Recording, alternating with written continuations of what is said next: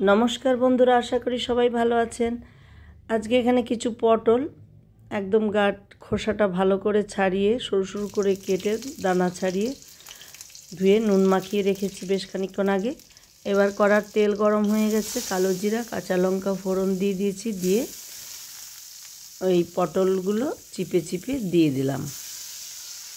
আপনারা এখানে শুকনো লঙ্কা আর কালো জিরা দিতে পারেন। আমি যেহেতু শুকনো লঙ্কা খাই না, এই জন্য কাঁচা লঙ্কা দিয়েছি।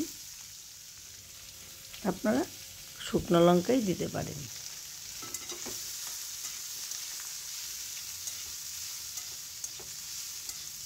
আমি আজকে শেয়ার করছি পটল পোস্ত কী করে আমি রান্না করি সেই রেসিপিটা। এবার ঢাকা দিয়ে দিয়ে একদম লো টু মিডিয়াম ফ্লেমে আস্তে আস্তে পটলটা ভাজবো। আমার এই রেসিপি ভালো লাগলে আমার চ্যানেল সুদীপ্তার সংসার সাবস্ক্রাইব করতে অনুরোধ করব। পাশে থাকা বেল আইকনটি অবশ্যই প্রেস করে রাখবেন, যাতে আমার পরবর্তী ভিডিও নোটিফিকেশান সবার আগে আপনাদের কাছে পৌঁছে যায়।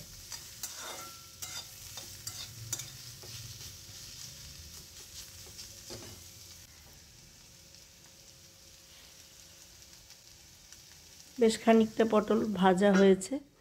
এবার দিয়ে দিলাম 2-3টে কাঁচা লঙ্কা চেরা।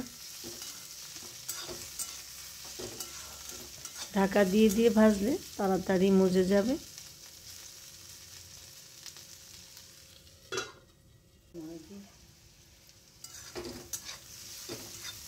আর যেহেতু নুন মাখিয়ে রেখেছিলাম, সেহেতু আরও তাড়াতাড়ি ভাজাটা হয়ে যাবে। মোটামুটি ভাজা হয়ে গেছে। এবার দিয়ে দিলাম 1.5 চামচ মতো পোস্ত বাটা। আমার পোস্তটা একটু কম হয়েছে, আপনারা এখানে আরেকটু পোস্ত বাটা দিতে পারেন, তাহলে মাখো মাখো ভাবটা আরেকটু হবে। দিয়ে দিলাম 1/2 চামচ এরকম মোটামুটি একটু চিনি। চিনিটা নিজেদের স্বাদ মতো দেবেন, মানে ঝাল আর চিনিটা। সামান্য একটু হলুদের গুঁড়া দিয়ে জল দিয়ে এবার আবারও কষবো।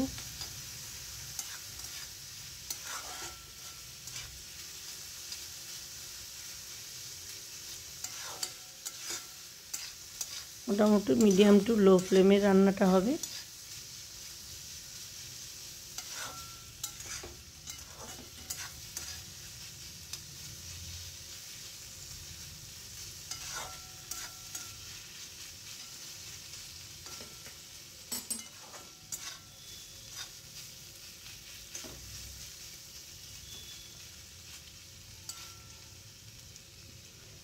নুনটা একটু দেখে নিচ্ছি, কারণ প্রথমে পটলগুলো নুন মাখানো ছিল,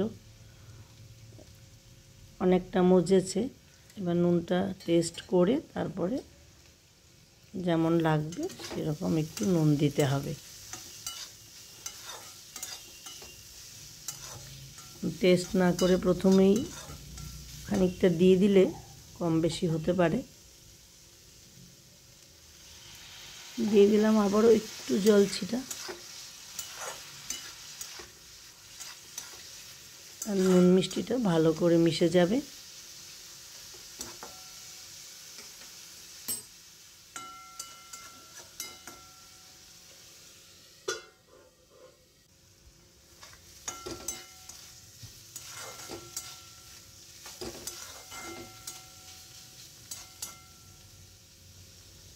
আমার এই রেসিপি ফলো করে একবার এইভাবে পটল পোস্ত করে দেখুন, খুবই ভালো লাগবে। আর ভালো লাগলে লাইক কমেন্ট শেয়ার করতে অনুরোধ করব।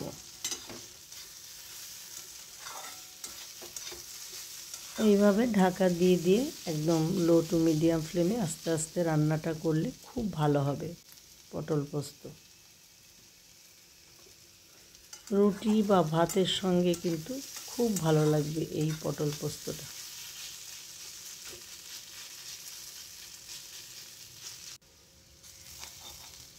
মোটামুটি গায়ের থেকে তেল ছাড়া হয়ে এলে নামাতে হবে। ধনেপাতা থাকলে শেষে একটু ধনেপাতা দিতে পারেন।